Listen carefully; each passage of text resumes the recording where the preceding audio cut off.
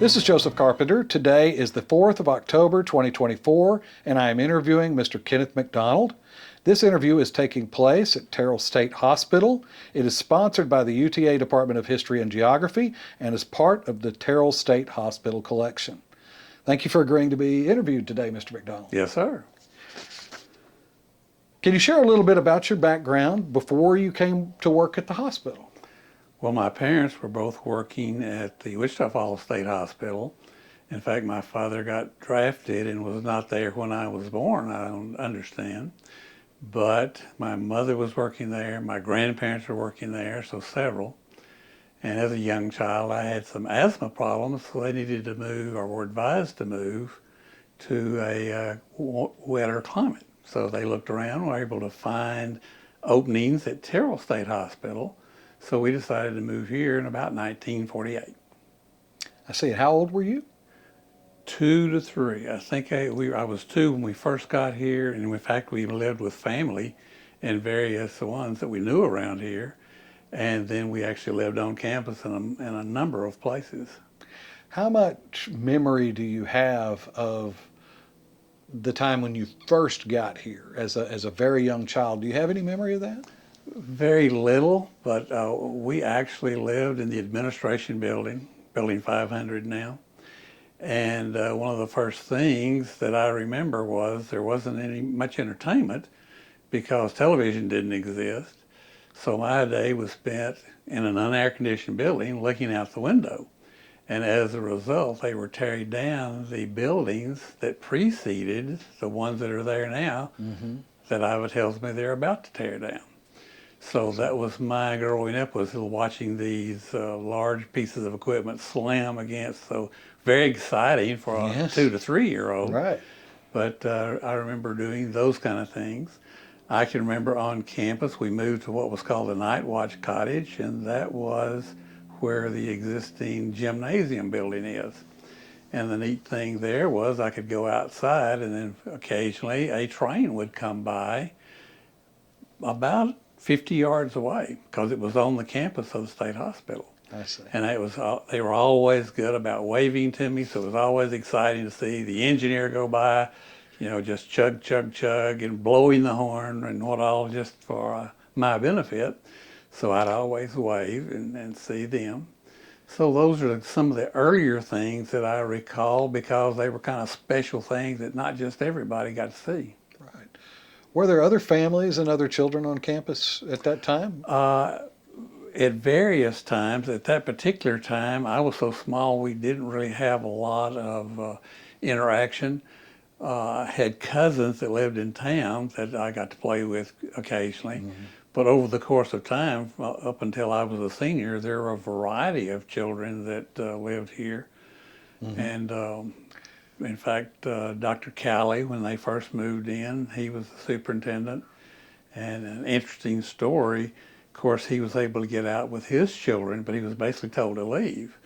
Before he got away, he basically had brothers and sisters that had children, and he kind of adopted them and came in with like 10 to 12 or more children. Oh, my. And until the rest of the family could get there to claim their children and start their life in the U.S., he kept up with a whole bunch of them in the superintendent's residence. That's interesting. Yeah. So how much freedom did you have to wander around the campus and that sort of thing? In those days, as being very young, not very much. But I think in the 2nd grade, I got a bicycle, and then I had the freedom pretty much to run on, stay inside the fence, but run all around. And there were a lot of patients out, but they were typically glad to see children, glad to see whatever. So you would get just kind of say hi, but you didn't get too close, just in case something else, you didn't really know a lot about them. But if they had outside privileges, they typically were basically the same as someone uptown. So at that time, were you allowed to befriend any of them? Oh, yes, yes. Okay. Well, from where we lived, we moved into a cottage just off campus, but basically looked down on the baseball field that was out in front of this building. So anytime somebody showed up with a ball and a glove and whatever, I grabbed my ball and glove and came to play with them. and patients would occasionally join us. In fact, when I was about 7, 8, 9 years old, there was a kind of a weekly or bi-weekly game where the patients would play the kids in the neighborhood. So we would kind of choose up sides and we'd play and have a good time and everybody go their own separate way. So interaction with them at that point was good. And what were your parents' roles here at the hospital at that time? My dad was the head carpenter. He worked in carpenter shop. In fact, one of the first jobs that he had was to build the third house on the right as you come in the entry gate. It was a small cottage for doctors or whomever, but that was the only one up there for the longest time. But he also did all kinds of repairs, primarily with wood, but he did work on some of the metal kinds of things. Learned the locksmithing system so he could back up the locksmith in that process. My mother was an accountant. I think she ended up making sure that everybody got paid, everybody, whatever time they had to claim, she kept up with all that. In fact, worked for Mr. Huffman, who was a business manager at that time, and made close friends with several other ladies that worked in there, but they all occupied the first floor of the admin building, typically on the east side of the building. So how long were you here as a child before you left and Well, went off to all the school? way through high school, from first grade through being a senior. Then I went off to college, and my parents were about to retire. So in the middle of or the end of my junior year, they moved off, and I had to move all of my stuff, with when theirs was gone. So up until about 67, Okay. and then they still worked for a few more years, and then of course I was off working, finishing school, working at Texas Instruments, winning the draft lottery, going to the Army for a couple of years, and then coming back I see. and working for TI. Okay. So when you left, you went to high school. Did you go to college after Yes. high school? Okay. Where'd you go to college? I started at Texas A&M, Okay. worked there for one semester, then went to Texas Tech, and was there for 3.5 years and graduated with a mechanical engineering degree. I see. And where did the Army fall into that progression? When I graduated, there were very few job deferments, and they were in fact taking kids that graduated. But TI had a program where they were building night vision equipment for the military, some in aircraft, some on various other kinds of equipment. And I was able to get a job with them. So as soon as I graduated at the end of August of 68, I went to work the first day of work day of September in 68 for TI. I see. And after a year and a half there, then the Army military came up with this grand plan that we're not going to just draft, we're going to have a fair system where we're going to have a drawing the lottery. So I went into that program, got reclassified 1A, was waiting for that. They froze all inductions. And then all of a sudden I'm watching TV on about the 10th or 18th or so of December, and laughing, and they broke in laughing, which kind of upset me because I was watching kind of interested because I'd just gotten home. And they said the first name or the first date is September the 14th, my birth date. And I was 1A. Wow. Within about 5 weeks, I was in the Army. You were the first to win I the won lottery. the draft lottery. What did you do in the Army? Well, of course, went off to basic. As a graduate engineer, they put me in the combat engineers. So I, after basic at Fort Polk, then went to Fort Leonard Wood and was in combat engineering. But they had a special program for graduates and things like that. And they decided that I qualified for that, so I went to Fort Belvoir to learn to become an ADM specialist. And that's what I served as when I wasn't a clerk. It seemed like there was a shortage of clerks everywhere. So when I first got there, because I could type a very little, I would be the clerk until they could find a space for me in the ADM teams. What is ADM? Atomic Demolition Munition. I see. And were you an officer or were you enlisted? No, I was enlisted. I was an E2 or 3. Okay. Because I graduated high in the graduating class of the ADM class, I became a Spec 4, and this was after 5 months of being in the Army. And so what year was this that this happened? 68, I'm sorry, Okay. 70. 70. I got the draft notice in 69. In January of 70, I was basically in the Army. And how long did you serve again? You said 2 years? Well, see, it was 1 year, 10 months, and 22 days. Not to be specific. Oh, well, because I got in right after Christmas, when it came around time for me to be considering getting out and this, that, and the other, Christmas was coming along. Everything's going to be shut down. We're going to let you guys go early. So on the 18th of December, they shipped me out from Vicenza, Italy, back to the States, and I was back home, out of the Army. So what did post-Army look like for you? I had worked at TI prior to, and because I was drafted, I was entitled to a job. Contacted TI, yes, you qualify for all of this, so they put me back on another project, not the one I was previously working on, but went right back to TI, and I think the middle of January, and I was back working with them. And how long did you work at TI? Until I resigned there to come to work for Terrell State Hospital. What year was that? 76. So what motivated you to come to work at Terrell State Hospital? Well, I basically grew up here. Had played ball at the ball fields. So my dad knew most everything that was going on in the various shops and what all. Ended up that he was retiring and they needed an engineer, and they weren't having a lot of luck finding anybody that had any experience with that. I see. So I was kind of the first pick and was able to come back to work here. Of course, I had just gotten married, and we had just had a baby, so we were looking for a more settled time where we wouldn't be working 10, 12, 15-hour days, so I could spend more time at home. So this seemed to be an ideal place to come. How did your wife feel about your coming to She was work at originally Terrell State? from Terrell, Okay. and was glad to move back, and of course knew as many people as I knew. And here we had the baby and another one on the way. So we were looking forward to having some help with the kids. Did you meet her before you went to college? She and I started the first grade together. Oh my goodness. Yes. That's amazing.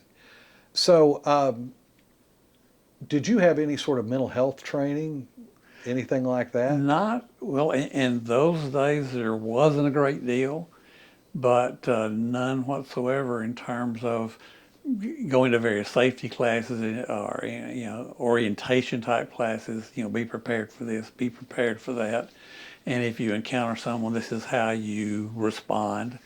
And typically it was don't respond, go away and leave them alone. That kind of a thing. Right. So I had already encountered many in my use of campus facilities and such. So, just talking with them, conversing with them, asking about how they were doing. There were several that I knew and were still here when I came back.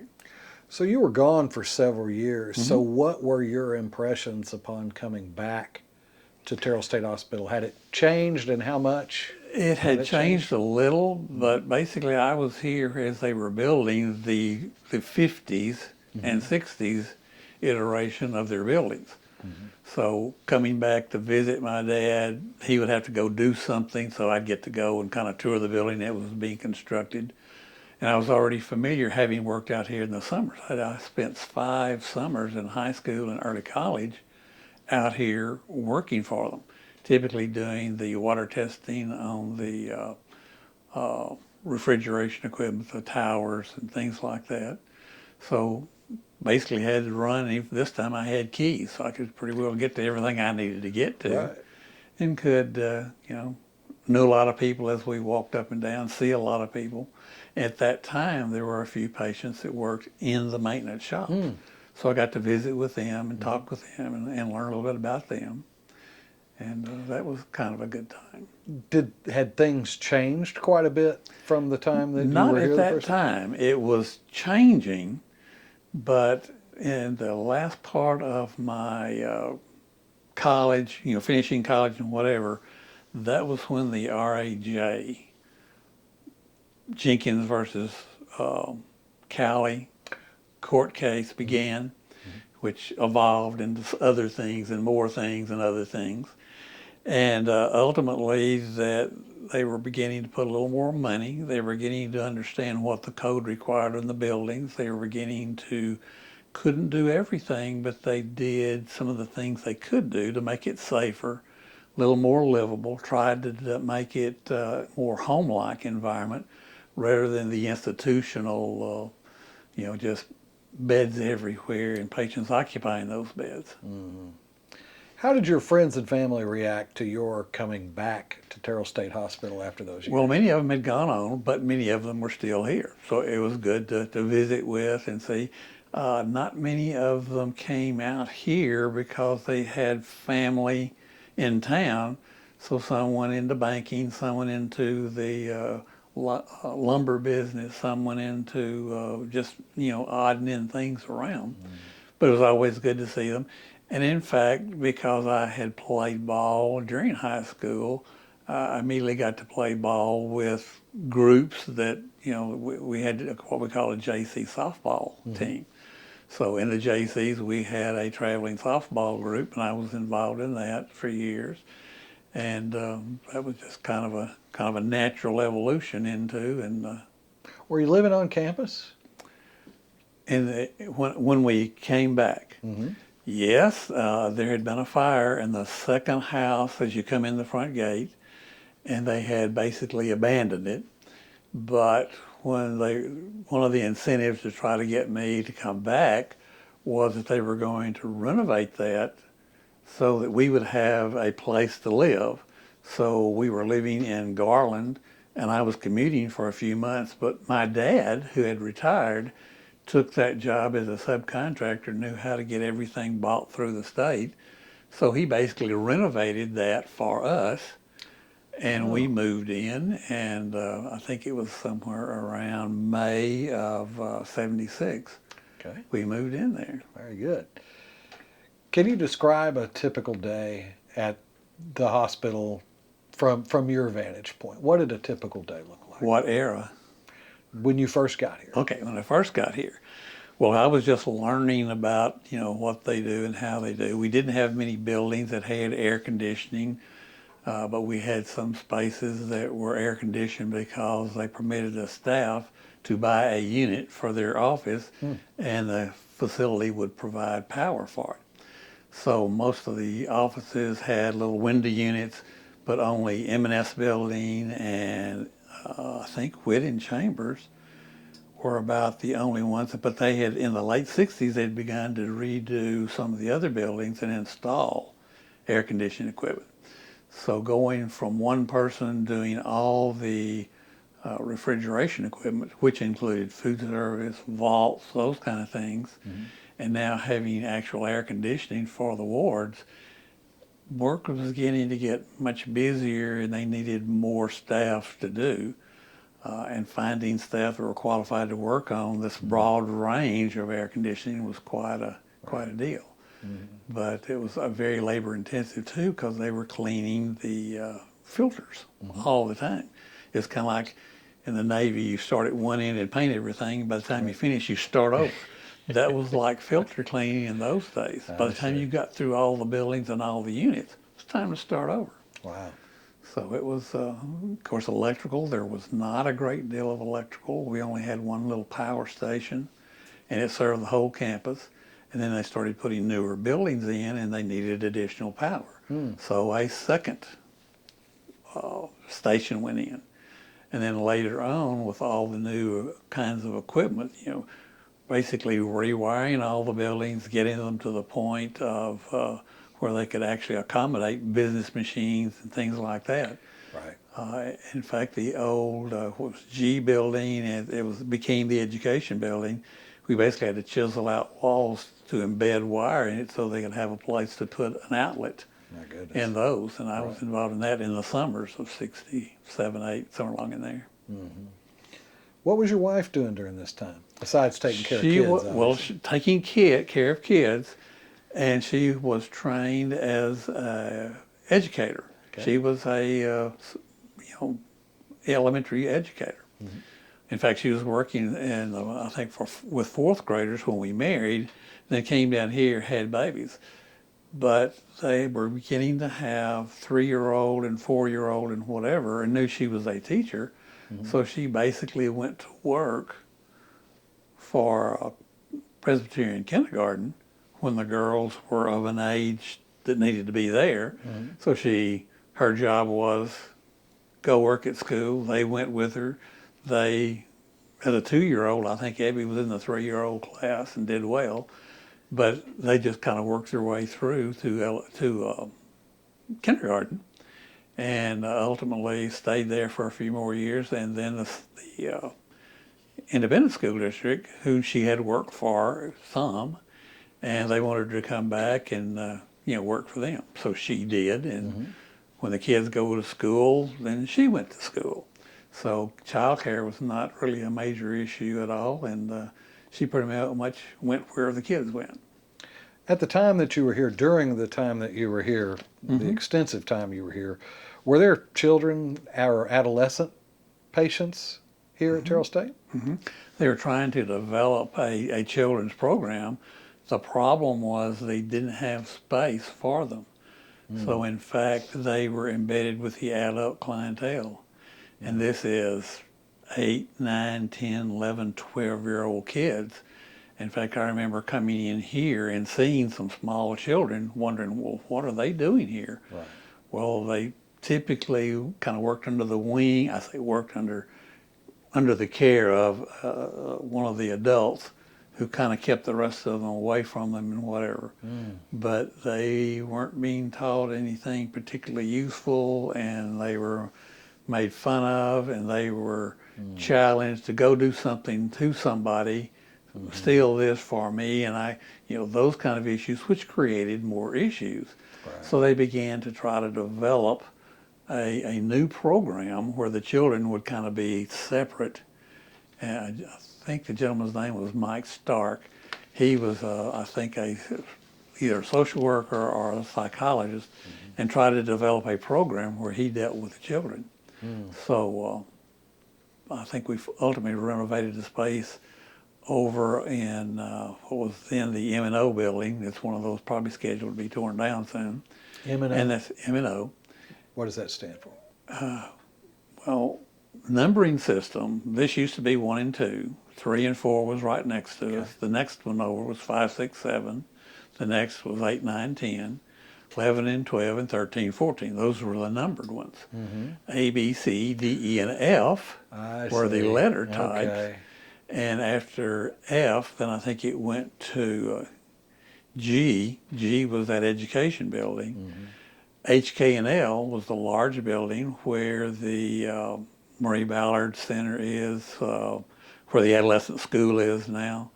That was HK&L, tore that down and made an occupational therapy and treatment lab out of it. Then M&O was right across the street, and that's where we have all the beehives and things like that we had to abandon because it's pretty dangerous for anybody to be around it.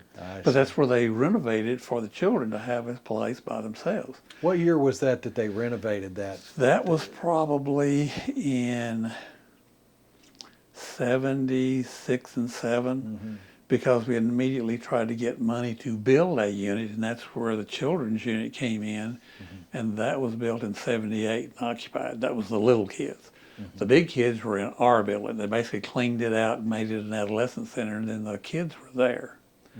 But at that time, we had what was called a substance abuse unit. We had a geriatric unit, adult psychiatric kinds of units. So, the kids kind of separated. They also made it where there was kind of an urban group, like Dallas County, and then those that came from a farm, That's and interesting. they were in kind of the other units. So there was some compatibility that if you grew up on a farm and worked farm, and that was what was going on in some of them, and the city folks lived in these other buildings. That's interesting. Had they always done that, or when did that come about? Do you have any idea? We just going into the buildings and, where are you from, this, that, we just kind of began to understand how that was going. And so it wasn't until the mid to late 70s before they started separating the children out from the Yes. adult population? Yes. Wow. And setting up a unit for it. Do you have any specific memories during that time, the early part of your career, that really stand out to you? Well, yes. When we first moved here, and this was in the spring of '76, of course, being the engineer, I had to be on the fire brigade, but they hadn't worked me into it yet, but I was learning a little bit about that process. But on May, I want to say about the middle of May, we had one of the biggest rainstorms we ever had, when in fact we had water over the roads in front of here. We had something like, I want to say 15 inches in 12 hours, and our employees couldn't get to Terrell if they lived outside the city limits. The highways were underwater, all of 34 was underwater in places, so we were basically just kind of abandoned. The peculiar thing was, of course, we cooked our food with steam. All of the steam was served to those units from the central plant in a steam tunnel. The steam tunnels were underwater. It's hard to produce steam and get it to flow to wherever you're trying to get it to when it's in a big condensing thing. It all just becomes water itself. Wow. So we were fighting that, trying to get it all done. So finally kind of worked through all of that. And then all of a sudden, all that rain caused a lot of vegetation to grow. So about a month later, all of a sudden someone threw out a cigarette over on 20, and here we have a prairie fire coming right at us. So we had to get our truck out, and we had to kind of guard, make sure it didn't get on campus. Our grass was mown, but just off campus it wasn't. So we had flames, 15, 20 foot high just on the eastern border, and it was, what do we do if this? Well, we keep fighting until we can kind of suppress it. So that was kind of the second thing. And then the third thing is, in September that year, we were about to start the boilers up because the heating season was coming. And they had just done a bunch of painting down there, and the elderly gentleman that was running it and all had worked with them to set everything up. Well, they usually try to start it on Labor Day. Labor Day, first Monday in September. Well, he noticed, and the way they started the burners was, just warm them up. Well, he turned the main gas on, but didn't notice that all the valves were open to the units. And his standard practice was to go get some fuel oil, fire it up, and walk in and gently light each one of them, thinking that it was only just a very small trickle. Right. It was wide open. And he noticed that it was open. He threw it down and ran, and had a young man he was training. They just made it to the top of the stairs when the whole thing blew up. Wow. Now these are old water tube boilers. It basically raised the roof about 6-7 inches and settled back down to about 5. Still sealed, the membranes were not broken, but the boiler was pretty well messed up and couldn't be used for a while. So we had emergencies trying to get everything, first clean up all the mess. Every glass in there was broken. I mean, the explosion, the rapid expansion just broke all of that. So as a result, go to central office, we need money, we got to fix this. We're going to be able to warm and cook for these people if we don't get it. Well, they were able to salvage those, put them back in service by the end of September, and we were back in business. So those three things kind of was my indoctrination to, this is what a real emergency looks like. Right. It's pretty frightening too. Well, a little scary when you don't really know which way to run sometimes. Wow. What events do you recall on campus that were held for employees or patients, special events? All during that time. Now, over by the superintendent's residence, there used to be what they call the chapel. Not necessarily a religious building, but it was called the chapel because they had religious services there. But they also had dances. They had miniature golf in two different places that they would, kind of their recreation, much like the gym. They would go over there and bounce balls, dance, sing, whatever they could get the patients to do, and just kind of have a good time. And because the employees, many of them lived here, that was kind of their breakaway, go out and just visit with the patients and have, visit with them and see them on other than a residential type situation. So that kind of stuff went on. They had softball games between the patients and employees, patients and folks that would come in to play them.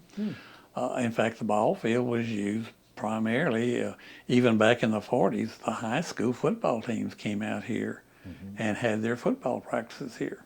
Wow. What were some of the more significant challenges that you faced in your job? Finding enough staff to do everything that they wanted to do, finding enough money to buy the things that needed to be done in the early stages before I came, but still it was going on a little bit. The Fort Worth had a surplus, military surplus thing. And many of the parts and tools and such as that, clothing, protective gear, things like that, came from that because we could go over there and buy it nickel, 10 cents on the dollar. And our business manager would try to scrape together enough to have a little money to go buy a few things that they actually needed. So as a result, that's where many of our parts came from. And in those days, it was very difficult to purchase anything because there wasn't a great deal of money. And they saw some of our buildings as brand new, so you don't need anything.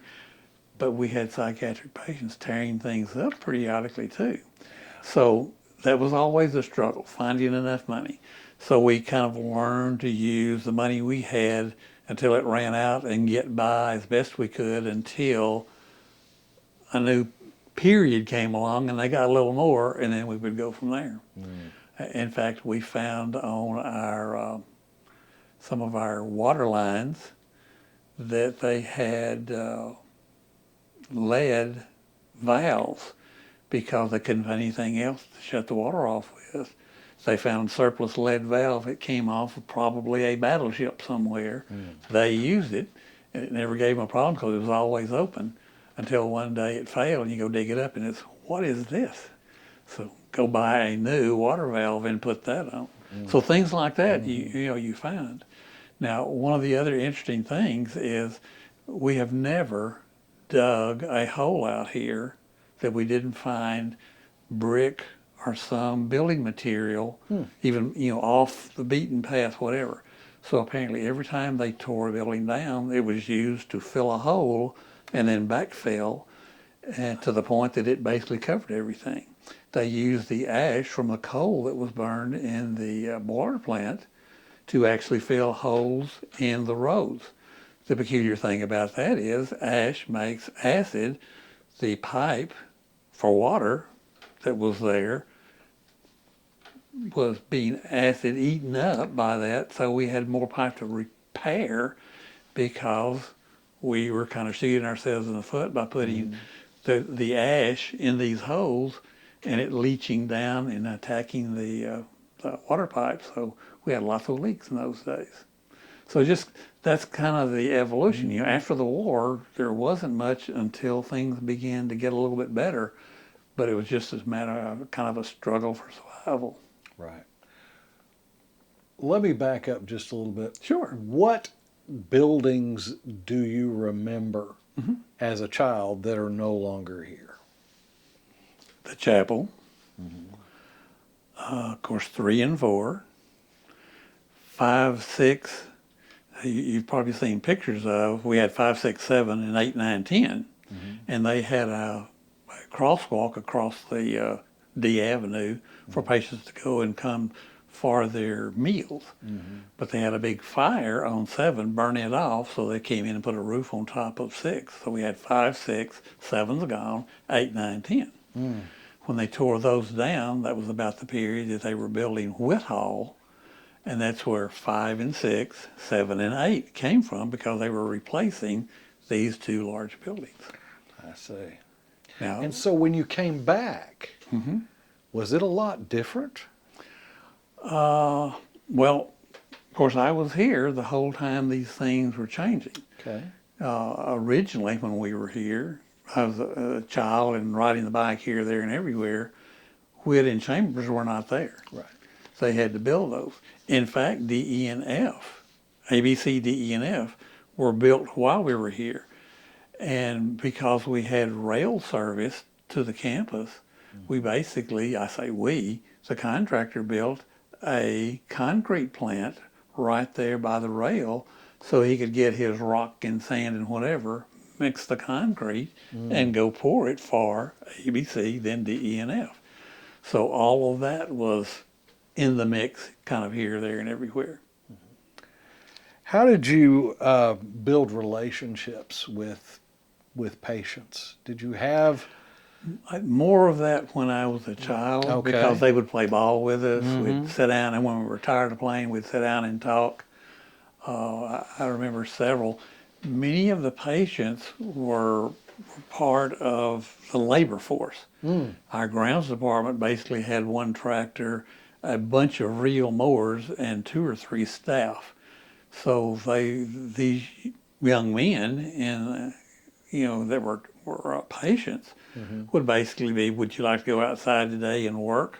Sure, anything to get out of this building. Okay. So they would do the reel mowing. They had hoes to do the trimming, and that was the crew. Well, you'd run across them once in a while. How are you doing? What's going on? This, that, and the other. So you'd meet them that way. Many of them worked for the canteen, would help haul the drinks here, there, and everywhere. Were they paid? Not then. That's another, it became an issue in the 50s that they couldn't work unless you paid them. We had no money to pay them. Right. We had hardly enough money to pay the staff. So they kind of negotiated, well, the effective value of what they're doing, and gave them a little money to do some of that. But many of the patients that worked in the canteen also ran a wagon that they'd fill up with ice and go to our little ballpark down here, and people would come in, Little League, Pony League, things like that, to play ball, and they would sell candy bars and drinks and things like that, clean it up, everything around them, and take it back. Well, it was a good deal for the canteen, because they would take a very small cut, like a nickel per, and they would make a profit of about that much, and they kind of kept everything going. So those that were more industrious could do that, and ultimately it came down to, you've got to pay them for whatever value they're doing. I remember there was a couple of ladies that worked in the accounting department, and they couldn't come up with money to pay them, so they had to leave. And I think it took a couple of higher ends to bring them in to keep up with all the paperwork that was going on. Wow. Where they were getting it for free with the patients. The patients were thrilled to be there. Yeah. But that was kind of the late 50s. So when you got to the 70s, then when you were here, the late 70s, it had all changed. Well, they were beginning to phase into things like rehab therapies. So they were trying to teach them occupational therapies. And they were trying to teach them to do some things. In fact, got some contracts where they were assembling something very simple, or putting these little napkins and knife, fork, spoon, whatever thing together in a plastic thing and sealing it. They were doing some things like that. So that was another kind of a continuation. Do what you could for the patient. So if they were able to get better and leave and find a place where they could live, then they would have some skills to do that. Right. Many of our patients ended up bussing tables at the various cafeterias over in Dallas. Well, they're just a simple job, but they enjoyed being at. They just work and work and work and did a good job. Get a little bit of pay, enough to pay for their room and board, and they were fine. So these were patients that were Higher had level. graduated out of. Well, higher level Okay, and okay. Were they still living here though, and going to town? not in Dallas. Okay. That was part of the placement process and I finding see. them a job so they wouldn't be here. But there was some recidivism in that process Sure. too. So they'd get off their medications, things would not do well, and they would be back. But we're always glad to see them, and they were always glad to see us. So it really wasn't a big problem as long as we had beds for them. Right. So what kind of effect did this have on your life? This getting to know some of these Well, patients? having grown up here, it was kind of like, well, isn't this normal? I see. Yeah. Now, we've had people that have heard so many stories that we would hire them to come to work. They would get to the, the first day, have to get out of their car, lock it, and go to orientation, and couldn't close the door. They had to get back in the car and leave. We never heard from them again. There were several like that. That had built up in their mind that you're dealing with patients and they might do this to you, they might do that to you, things like that. And they were just terrified and just could not bring themselves to actually go work there. But there were a whole bunch that did work out here. In fact, a lot of the kids that I went to school with, after school, came out here and worked as a tenant. It brings up an interesting point to me, and that is that you mentioned Garland. You were living in Garland, your parents were living in Garland. No, my parents lived in Terrell. Oh, okay. You were living in My Garland. wife and I lived there because she was working at a Mesquite Elementary, and I was working at TI. Okay. So, were you hearing things in the broader community? Commentary like, if you don't be careful, you're going to end up in Terrell. That sort of I thing. never did. But anybody you talk to, my wife would go buy something in Dallas. Well, where do you live? In Terrell. Oh, you must be from the Terrell State Hospital. Matter of fact, I am. And okay, is this your correct phone number? And that was the end of that conversation. Right. So it was pretty well known Yes. that the potential existed, but we lived here and made it fine, and we're kind of used to it. Were there any particular patients that left an impression on you, and if so, who were they? Particularly or not when by name, obviously. Sure. Well, all I knew was their first name typically too. In the maintenance department, in fact, I think he worked more for food service. There was a young man that loved baseball.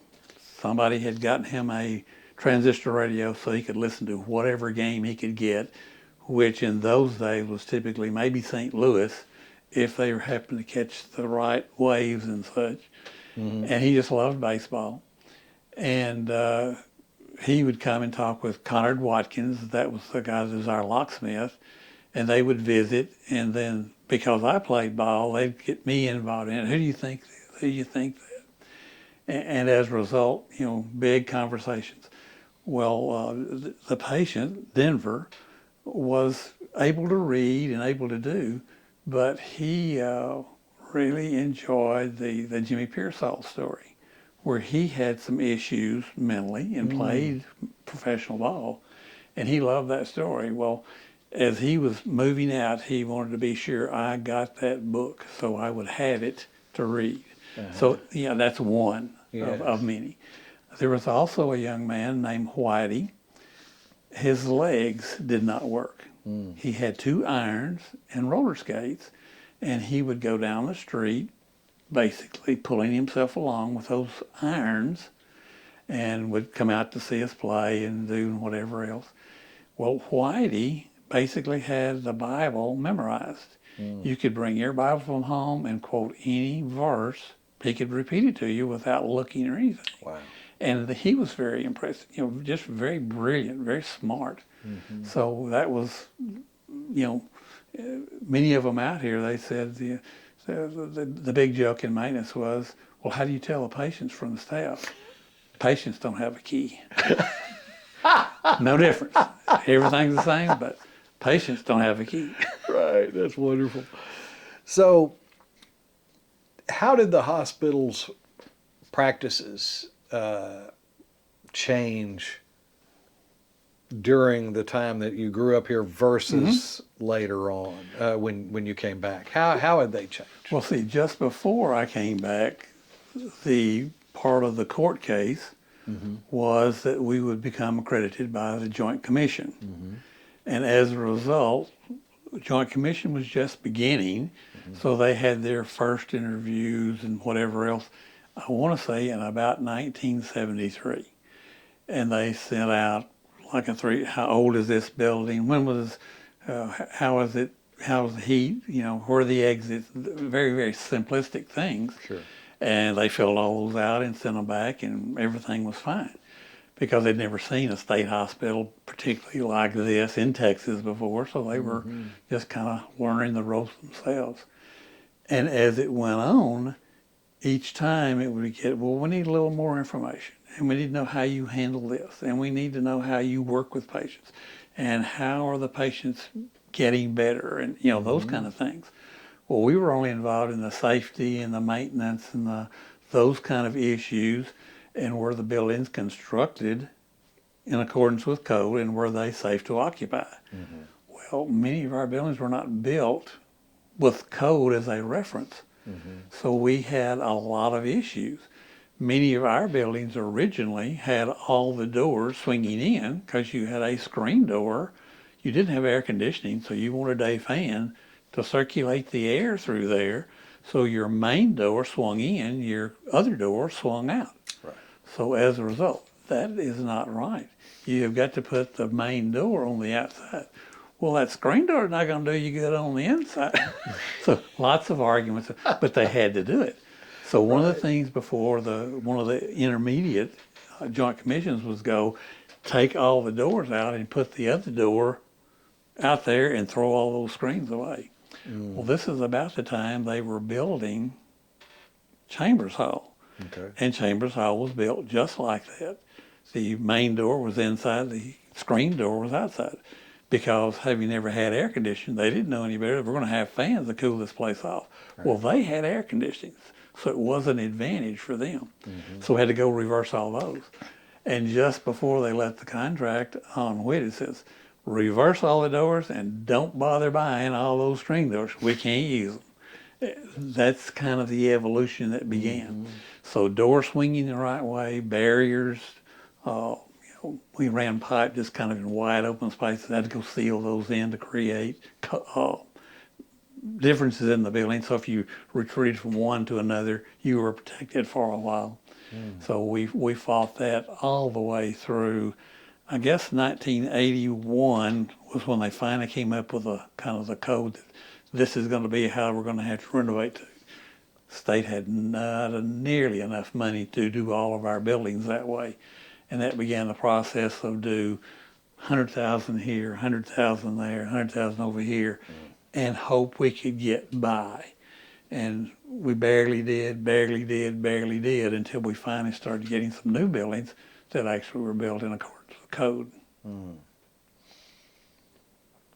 Can you discuss any incidences or events that significantly impacted the community as the hospital community employees, staff, and patients? I don't think we've had many things like that. The improvement in safety, improvement of the care of the patients. Most of those things, we had some concerns early on. We had one feeder wire in from the city for electrical. Any issue with that, we were out. The entire campus was out. So what we did, we talked with them and had them build in a secondary. So if the first line failed, we had a secondary that we could do. And about that time, we were also putting in our second and third substations.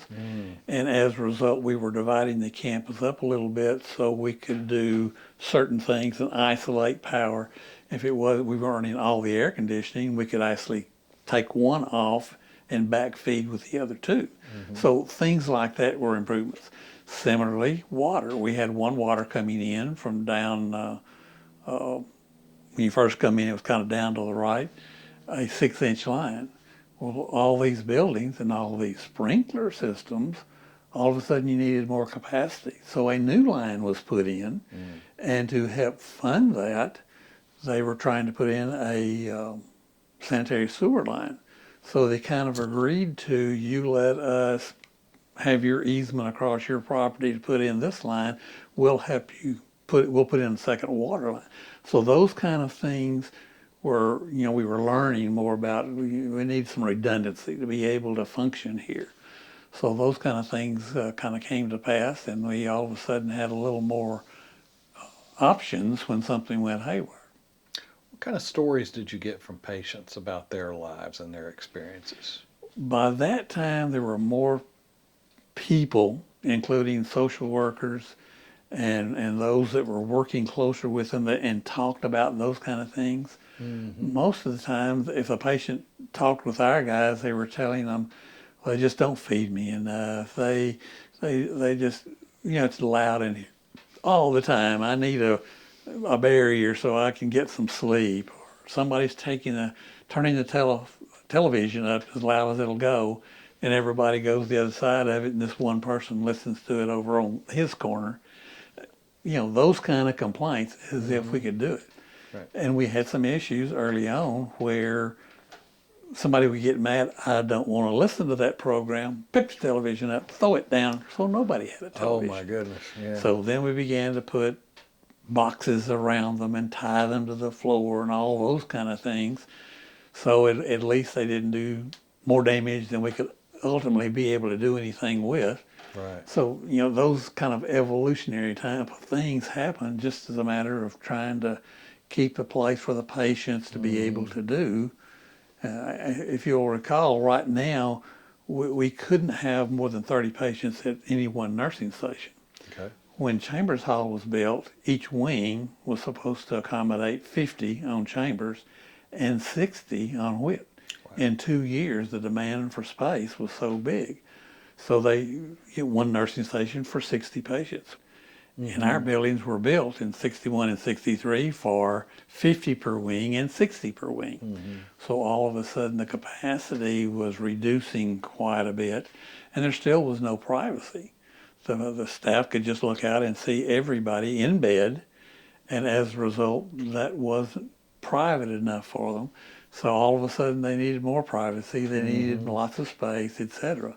So there was an evolution with this little bit of money we could do, make a few changes and try to focus most of the patients that were needing the most care into those spaces. So you mentioned that excuse me for interrupting, sure. But you had mentioned that the demand had increased. Is there anything that you could think of, any circumstances statewide or nationally that would have contributed to that increased need for space? Not that I'm aware of, other than after the war, there were so many people that came back that had been a part of the war, had what we now call PTSD, or just disturbed because of things they had seen, things they had lived through, things their buddy and them were right together. He disappeared and they made it through. And they just had a very, very difficult time. Also during that period, many of our clients came from rural areas. They had grown up on a farm, lived on a farm, made their living on a farm. Mm-hmm. All of a sudden, they couldn't make a living on a farm. But that's all they ever knew. Right. And they couldn't cope with, how am I going to live now? How am I going to pay my bills? And that stress created a lot of issues. Right. So as a result, there just seemed to be more and more need for space, with fewer and fewer, and Joint Commission wanted to close things down and not serve as many, etc. They wanted to find community services for them. Mm-hmm. So as a result, it became, we just can't keep building buildings. We've got to do something else. So we used the buildings as best we could, but waiting lists became kind of the norm, and treatment outside was more of a concern. So as a result, we kind of did what we could to accommodate them. We did what we could. Most of the people that came off the farm basically didn't have anything but clothes on their back. Wow. So storage of their clothing wasn't a big deal. You just provide them with sheet and cover for a bed and wash their clothes occasionally, and that was it. But they began to bring in more and more things, so all of a sudden you're dealing with more and more stuff to work with. And in fact, beginning to store things, workmen would come in with everything they owned in the back of their truck and needed us to store their truck and all their tools. Open bed, you got to store them so we had issues trying to find places to store these things. So all of those kind of things were just kind of day-to-day things that just kind of evolved. And all the time Joint Commission tells us you need to not have as many patients, you need to be more careful with, you needed more privacy. So it was kind of a tough time.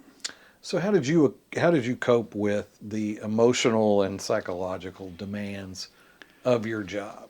Well, again, Joint Commission was a big part of it, trying to comply. Of course, we would get contracts for things, making sure they did the things that where they were supposed to do. So we spent a lot of our time watching contractors to make sure they didn't hide stuff from us. And as a result, kind of learned how these systems work. As we got new systems in that were more efficient, we learned how to use them because there wasn't a great deal of training to go with that. It was just a matter of, okay, here's your new fire alarm system. And the first one we put in was M&S. So in the middle of the night, the staff wondered, well, I wonder what this is. Bang! Oh my.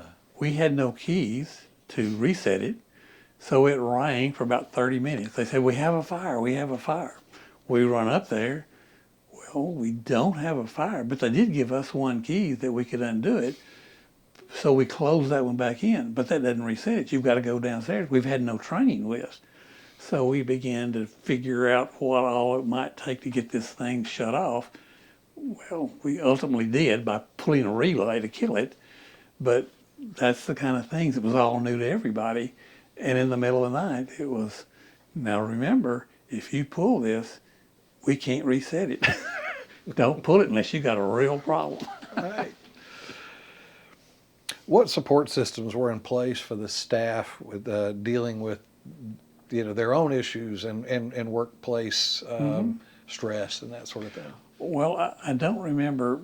We had some issues like that, and our staff were real good about talking with them and trying to understand what they were, two of our maintenance people decide they don't like one another and just can't be around one another and things like that. And, come to find out, they knew one another before they came out here, and their families had issues. We didn't know things like that. But they would talk with them and work with them, and it would basically come down to, if you want to work here, you're going to have to be cooperative with people and not do things, and you're not setting a good example for the patients. So they kind of took that as, well, I need the job, I need to work, but try to keep us apart. You go to one shop and you go to another one, and that kind of stuff. But they began to do some things where we had a kind of like a staff support operation, and where they could connect with people in town about issues they might be dealing with, family issues, marital issues, children issues. So that kind of helped. But the hospital was always very good about, if you had a small child and you needed to go pick them up, go pick them up. Take care of what you need to, and then come back to work and work as best you can. But we still have to dock your time, but we'll try to accommodate. It was much easier doing maintenance than it was on the ward staff, because they had to be there to keep the patients kind of under tow. So it was a good place to work. Most everybody knew everybody. Before Whitting Chambers, those buildings were designed to bring on approximately 860 or 80 new beds, but we had nearly 3,000 people in all the other buildings, and it was basically wall to wall. I can remember one situation in the summertime that they would have patients resting during the day. They had a little bit of air conditioning, but we were servicing that air conditioner. But in the middle of the night, every bed was occupied, and if the guy in the corner needed to get up to go to the bathroom, he didn't walk on the floor. There wasn't space. Right across every mattress. And by the time you settle the 3 or 4 fights going on there with two people, that was kind of a major undertaking. So that's where they got to the things that were reported in the paper is the staff have goon squads to help them. You need somebody to help you separate 5 or 6 that are fighting. So those kind of things occurred, and that was kind of the, you kind of did what you did to survive. Goon squads? Goon squads. Yeah. That's what the paper cited it as, because that's how you survived on some of these. You just had the biggest, baddest employees. The 2 or 3 that were able to help you were the ones that you sure had cigarettes if they wanted them, who sure had a cold drink. So they were patients They were patients okay. that were glad to help you because you were their best buddy. You gave them a cigarette, a cookie, a something, and they looked out for you. Wow, that's it. And there were times when only one employee would show up. Somebody gets sick, don't have anybody else to send over there, you're it. And this is in the middle of patients that are, have issues with criminal case backgrounds. So you had to be kind of careful. You can just lock the door and leave, because then no telling who'd be dead by the time you got back. You had to be there and call for help, get a couple of carry-all drivers over and see if they could assist you.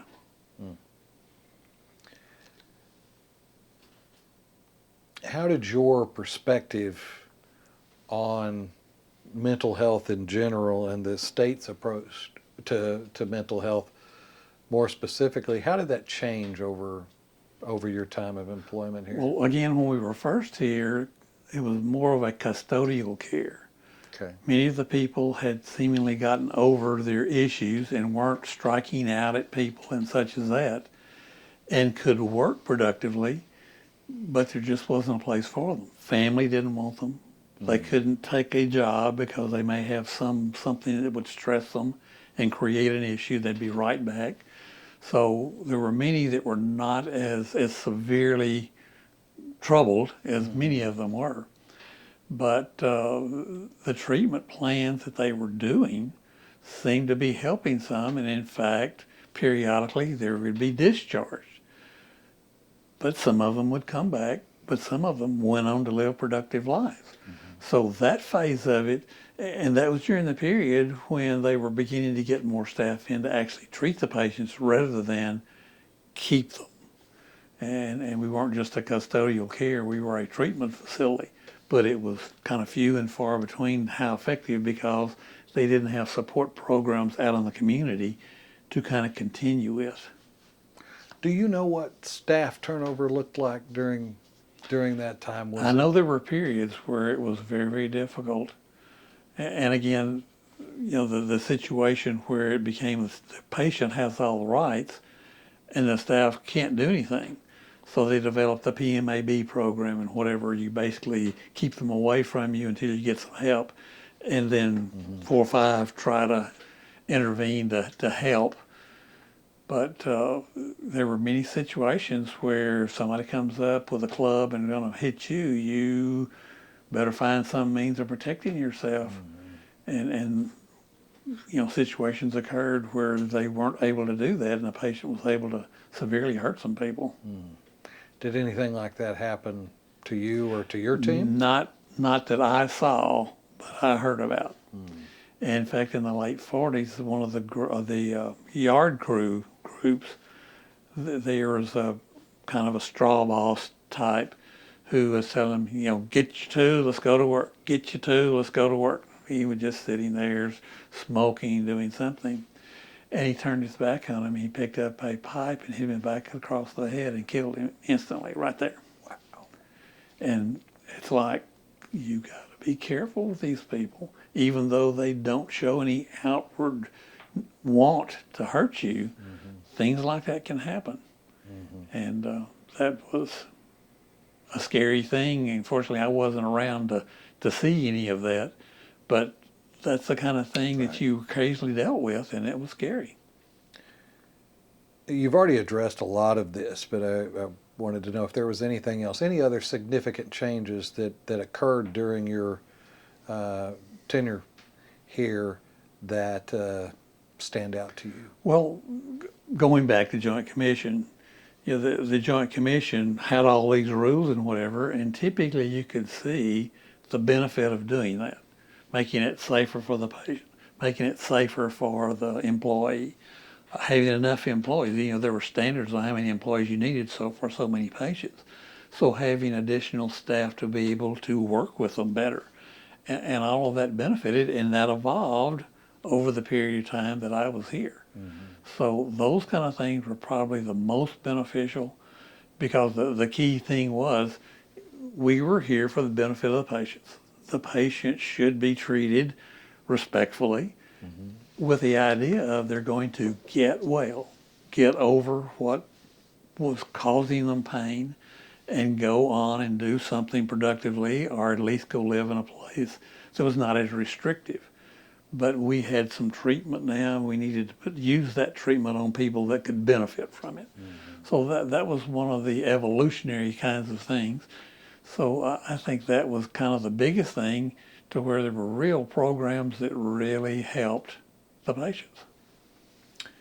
You also talked about this a little bit, but I wondered if you could get more specific, and that is the buildings that were taken down, mm-hmm, and replaced. What were some of those buildings? Did any of those buildings, when you first got here, were there any who that had the original architecture, the Victorian era architecture? Well, all the buildings when we first got here, and again, this is like 1948. Right. The older buildings were the old MPH, mm-hmm, 1, 2, and 3, and FPH. That's what replaced ABC and DE and F. Okay. And that was male psychiatric hospital, female psychiatric hospital. And typically all the females were in certain wards and all the males were in certain other wards. So those kind of buildings, we didn't have a lot of electricity. Mm. We didn't have any air conditioning. We had some heat, lots of blankets, things like that if they got cold. But it was kind of difficult to keep the patients comfortable, because they were drafty. Windows, you open them up to get some fresh air, because the odors in those buildings were not what you would call what they would treat at Buc-ee's or anything like that. It was pretty rank. Right. And, lots of patients ill with the medication they were taking. Mm. So during the night, there were a lot of soiled linens that you were dealing with. So you're stripping beds, you're doing all of those kind of things. And all these, there's no air unless you have a fan blowing through the whole thing, and you still don't get rid of a lot of it. Mm-hmm. So from that period, mm-hmm, with little money to do for, the big thing was is feed them as best you can and help them enjoy their food, and kind of go from there. Mm-hmm. And the hospital in those days, because many were coming from the rural environment, we had our own chicken ranch. We had our own hog farm. We had our own beef cattle. We had our own just kind of general operation where they would plant a few things, make a little feed. But again, in the mid-50s, it got to the point that we could buy chickens cheaper than we could buy the feed and the eggs. Mm-hmm. So as a result, it was cheaper to just buy eggs and chickens processed, mm-hmm, than it was to operate and do and do all of these things. So we began to shut down the poultry processing stuff. We began to shut down the hog processing, mm-hmm, stuff. When did that come about? When? It was the late 50s. So the reason I was asking you about dove hunting. Yeah. During that period, they fed the hogs grain. Uh-huh. That grain's the same thing that the dove ate. Mm-hmm. So the dove had places to go get water, and all this food going everywhere that the hogs didn't eat. So there was, you could go up there in 30 minutes, you had your limit, And it was like, well, now what are we going to do? Well, the green warden came through periodically, so you better go home and forget about it, because if you got too many, he would put you in jail. But that's, that's kind of the situation. We went from a farming, and that was part of their therapy because that's what they knew, Right. to a learn a little more about working for somebody in a manufacturing or some such process. And there weren't that many jobs like that. What kind of impact do you think that had on the patients, losing that? Because that you had mentioned the rural, the people that came from a rural area. That Well, was how would it familiar be? to them. How would it be if you grew up in a small town and all of a sudden every town around you has multi-story buildings, big, huge homes, whatever else, and you're still in your little home, two-bedroom, whatever else that 5 kids were raised in? It's, gee, how did I get here? And how am I going to survive in this environment?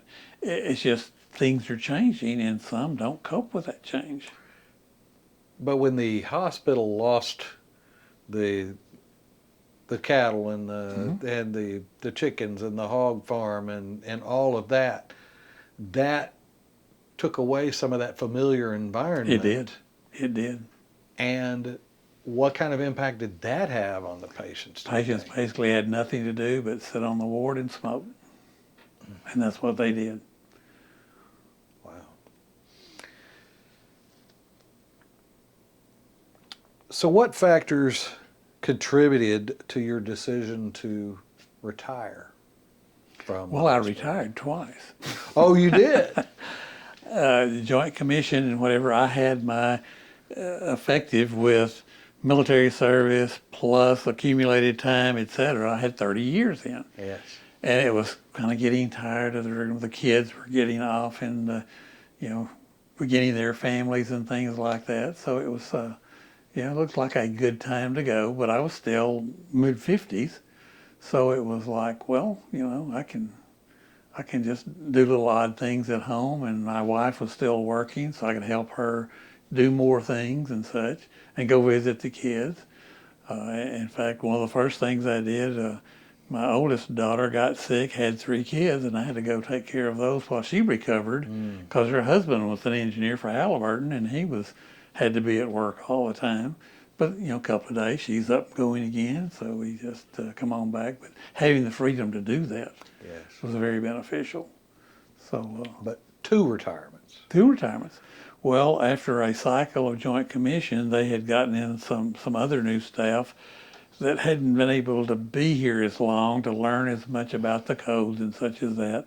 Had a Joint Commission, and they wrote them up for a couple of pages of things. And it was like the young man that was trying to cope with it basically had to look up what was the code and how does it apply to this, and does this really apply to us? And it kind of overwhelmed him, and they kind of kept putting it off, and all of a sudden they're a month away from, we got to have an answer to Joint Commission about what we're going to do about this. And he just really didn't know what to do.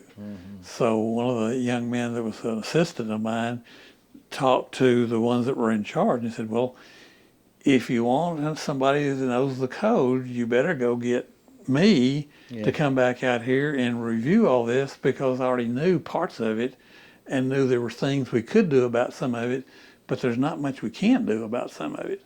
So all of a sudden they brought me back around the 1st of December of 2000 and what? Must have been about 1. Because I ended up leaving in 2004, or 2000, maybe in 2002. But anyway, I came back, kind of got familiar with what they were saying, did a little research, called the Joint Commission people, says, now the code says this, and there's an exception this. Why is it we're being reported for this? Well, that doesn't apply. Take it out. That's out. So about half a dozen of those, 2 or 3 others we could actually physically do something about. And then 2 or 3 we had to ask for money for. So we developed our plan, reported it to them, and they said, okay, that's fine, and go on. But that's also about the same time that the Medicare and such were coming through and backing up what they had done. So they came through, and they didn't like certain things. So between Medicare, us, Austin, and the Joint Commission people, we kind of worked out we can do this and get by 3 more years. So that's basically what we did, and got to that point where we were operational. And then all of a sudden, the legislature began to invest a little more money because we were getting written up, but so were a bunch of other people. I see. And all of a sudden, they needed to get some money and address this, and had a specialist in Austin to kind of coordinate that. So we were able to kind of get back on track where we had never actually lost our accreditation. It was close a few times, but we Wow. never lost accreditation. How long how long were you employed the second time around? Let's see, from about, I guess it was '04 until 2011. A couple more cycles of Joint Wow. Commission. That's quite a So long time. well, then I got to be 66, and it was kind of like mandatory retirement age, so I had to go on down the road. And my wife had retired, so, and in fact, the joke was, when she retired in 2004, I needed to find a place to go to get out of her way. So they hired me back, and then we were able to go and travel with kids and do a lot of things. So we had a good time. So how did working at the hospital shape your view on life and on people? Well, it's kind of one of those things, you don't ever give up, and there's always a way to figure out how to do something. And I don't think I've ever had any mental issues. There are other people that have different concerns about that.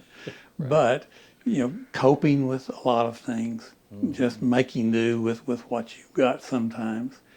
And it's just, you kind of learn to just kind of get by as best you can. But, I was treated well here. The people were very good to me. They, we a lot of good friends, a lot of close acquaintances. In fact, my best friend was Winton Gable, who lived next door to us up there. He was a chaplain, and he helped raise the 2 girls. So, yeah, we had lots of fun with him. But there were a lot of people like that all throughout. Just good people. And the key element was they always felt like they were doing some good for the patients. They were not here to get rich. They were certainly not here except to make a living and help some people that really need their help.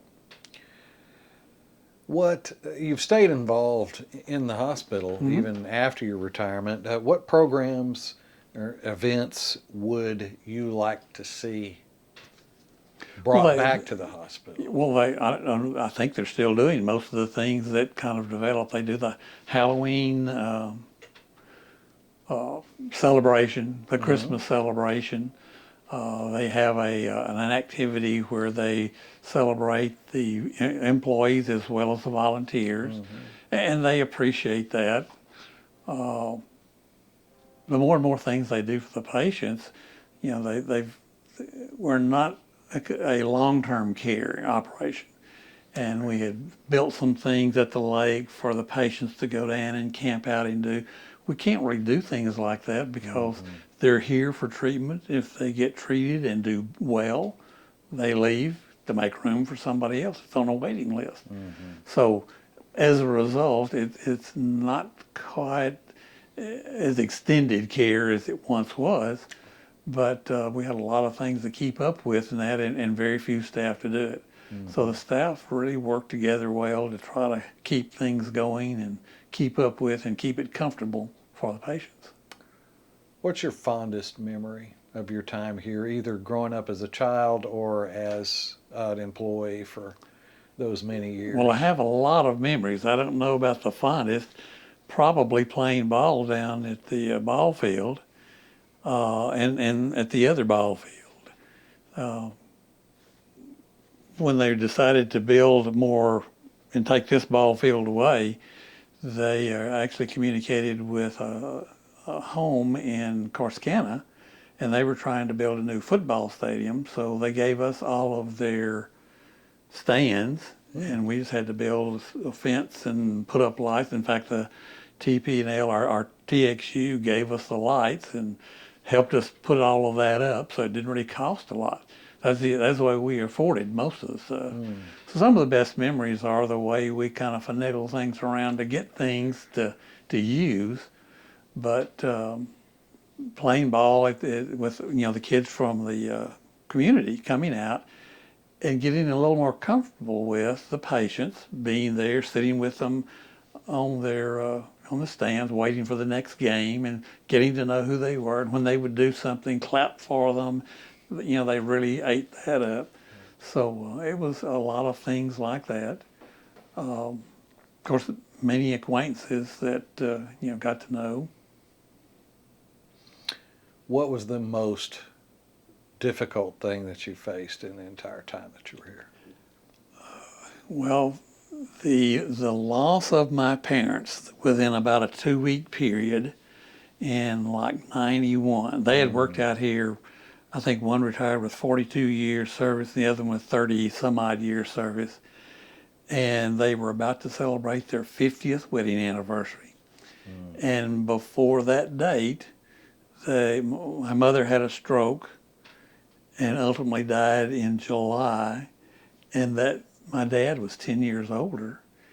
And he was I hadn't planned to be alive before and within 2 weeks, he was passed away. So within just a 2 to 3 week period, lost both of them. And that kind of, just the dealing with that, being their executor, keeping up with all of that, and that was the most kind of rough time of it all, but just kind of wade through it and get through it.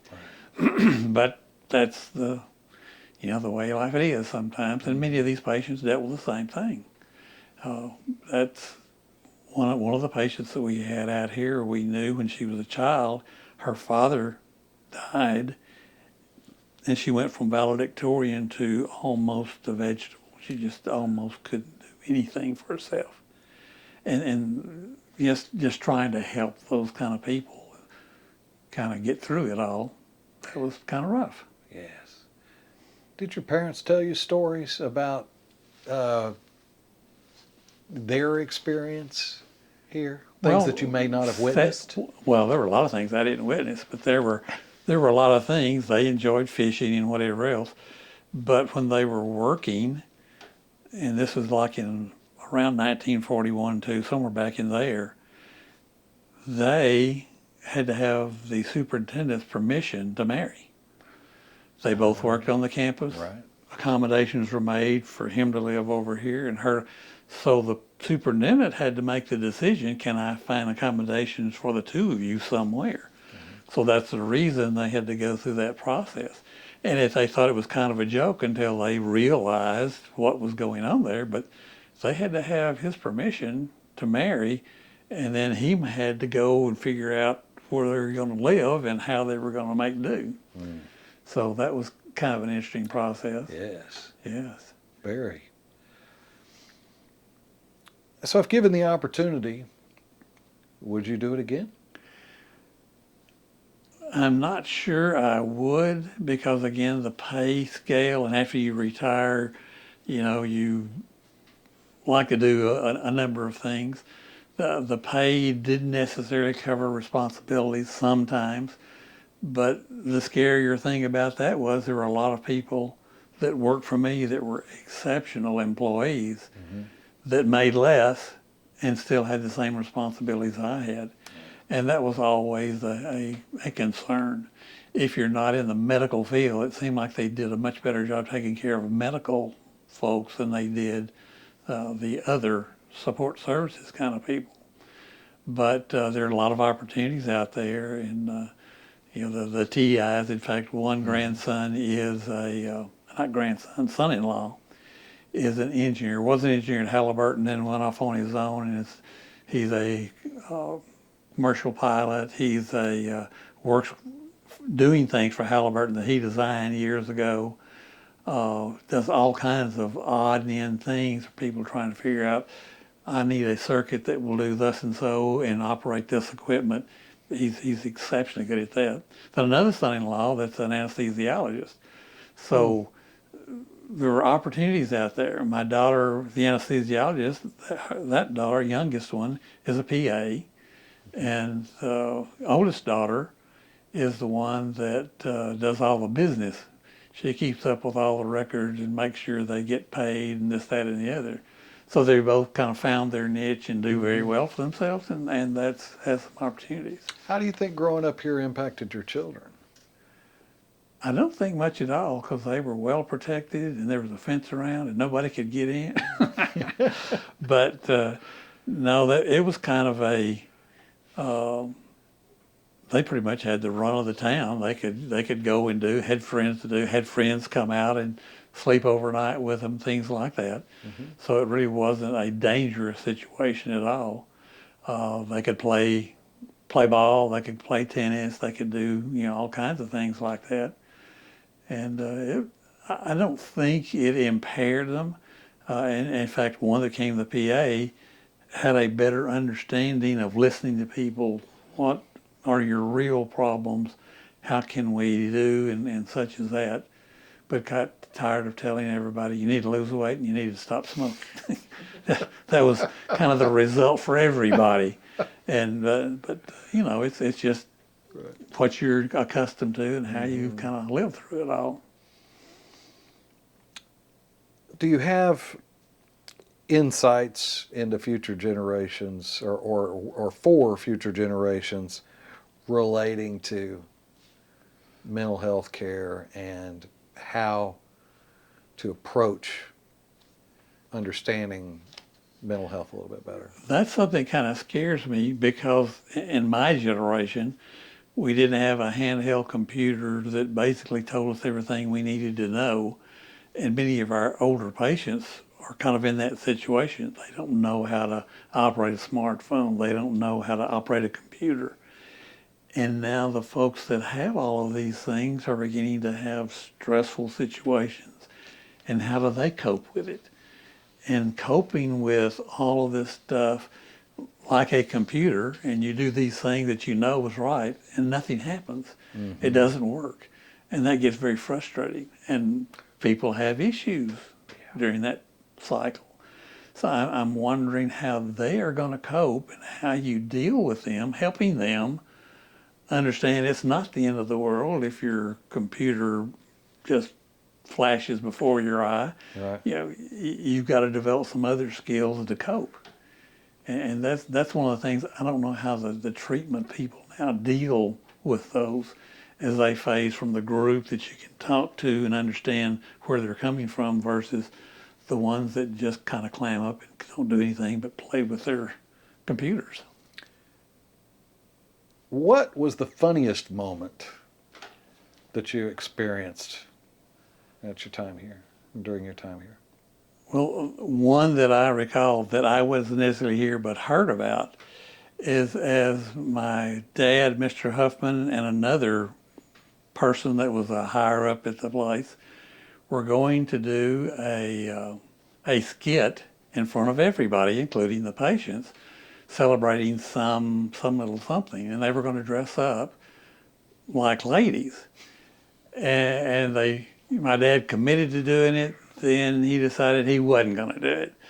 But they laughed and laughed and laughed. I think he finally went out there, but it kind of set the tone for whatever trying to get their attention so they would listen to what they were trying to do. But they were always having things like that. They had a bowling league that they were always kidding with one another that somebody was better than them and they'd have to go bowl and decide the facts.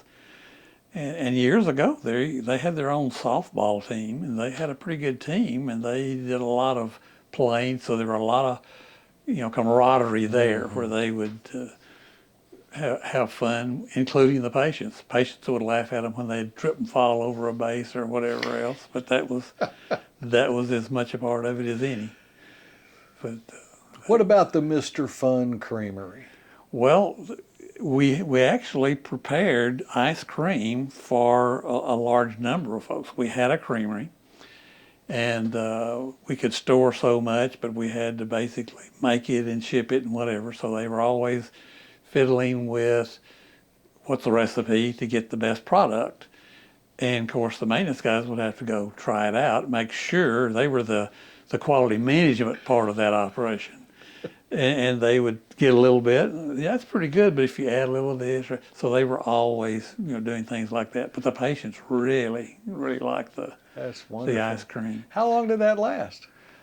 Uh, Back in, again, the 50s, I know in the 60s, when in the summertime, we had to re-insulate the vault that it was in because it just wasn't set up. It was kind of like a walk-in vault, and it really needed to be a freezer vault. So I had to change out some equipment as well as more insulation to keep it cold. And we did that and then turned it on, and it actually worked, which we were all shocked. But that was one of the things, and they brought this new thing, this new mixer in. You basically just pour the ingredients in, and you just roll it out, however, whatever container you were going to put it in. But everybody enjoyed that because the temperature in there was about 60. So when you would be working out in the field and it was 80, 90, 100 or more, it really was nice to come in and sit down a moment and get a little ice cream. So. Yeah, I imagine. What was the most unique program that was going on here? Patient care, or Could be patient care, or yeah, as a we weren't just too special involved program. with much of the patient care under things. There were a couple of things.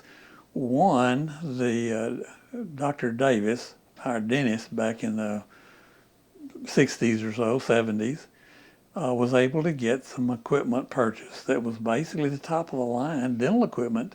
A panel lips was one of the things where they could, put on a contraption in your mouth and swing around and get the entire x-ray of your mouth, which is much easier to do than working with a patient when you're trying to put things in, take things out, and not getting bitten in that process.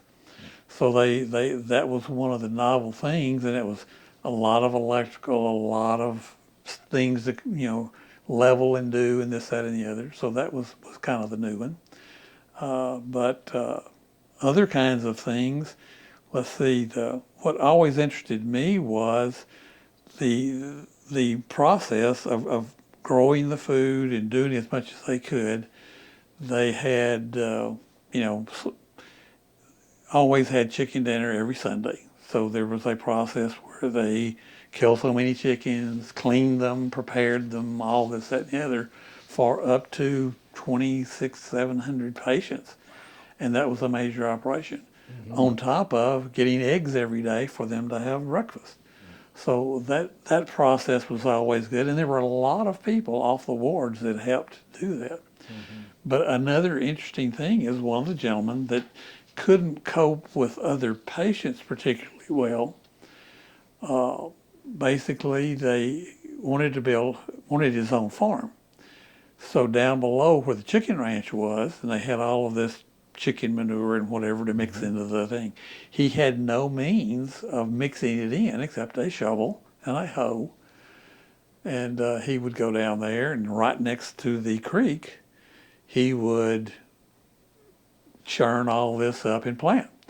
Well, where did he get his plants? He'd have to go by. No, the people, well, I need some of these tomatoes. I need some of this corn. I need some of these, whatever it was they wanted. And they would come up with things that you'd never seen around here. He'd go plant and, in fact, grow.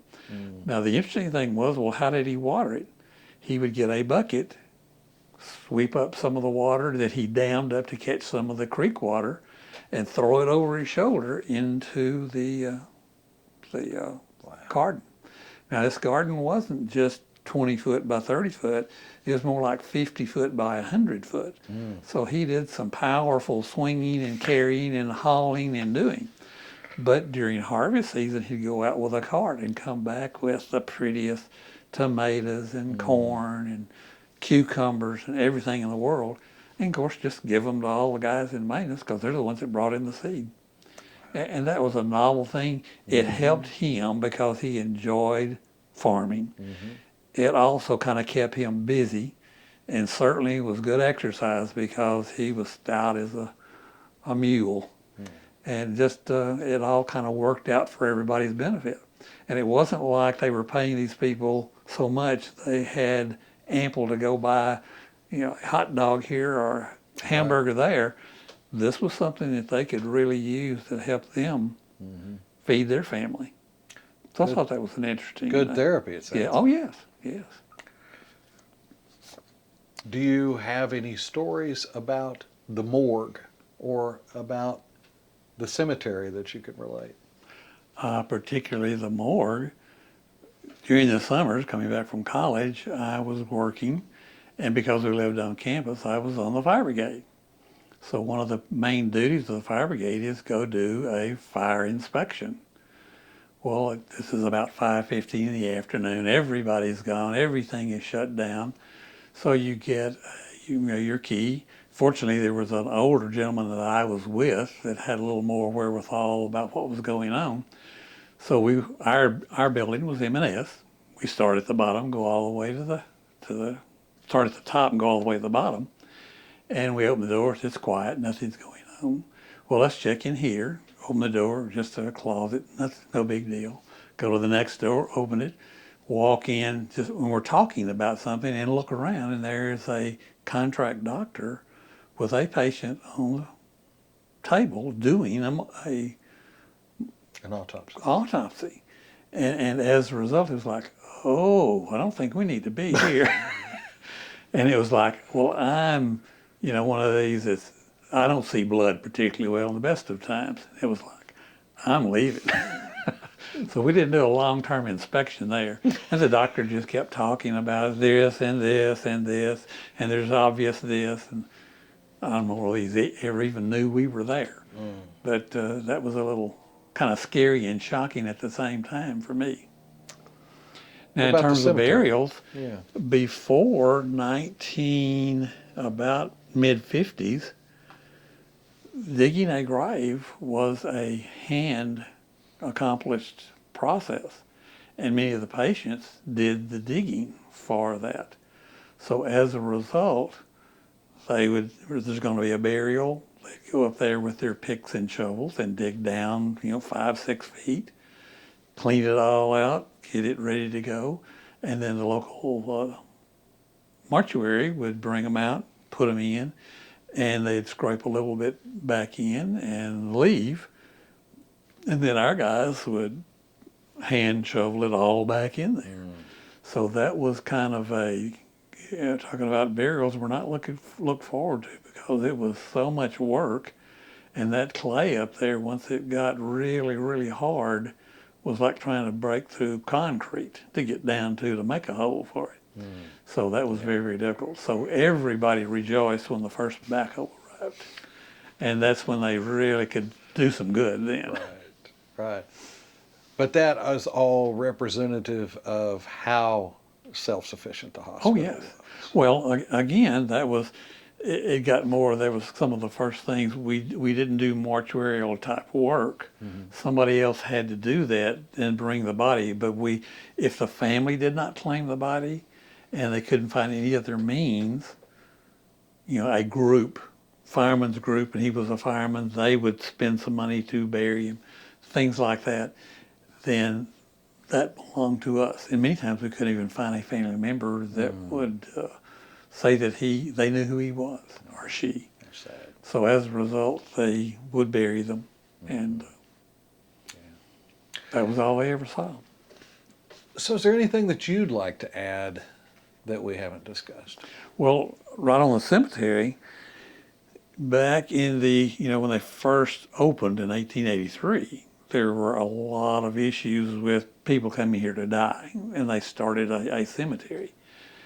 They didn't necessarily identify with any kind of marker or anything like that. So in the I want to say late 50s, all of a sudden they decided, well, we need headstones.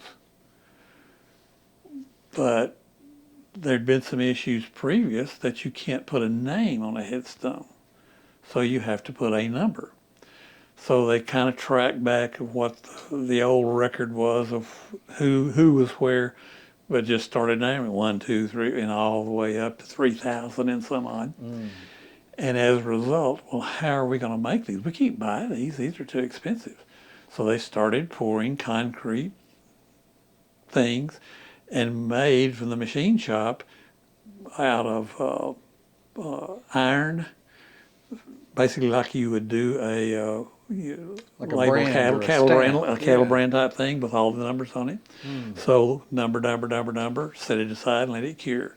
And they do about 10 a week in the process of catching up. And then after a period of time, they got to a point so they'd number 3 or 4 ahead so they wouldn't have to go back and do all that. But doing all that, they had to mix their own concrete. They had to mark it. They had to be sure they were careful enough. They had to dress it up so it actually could see the number.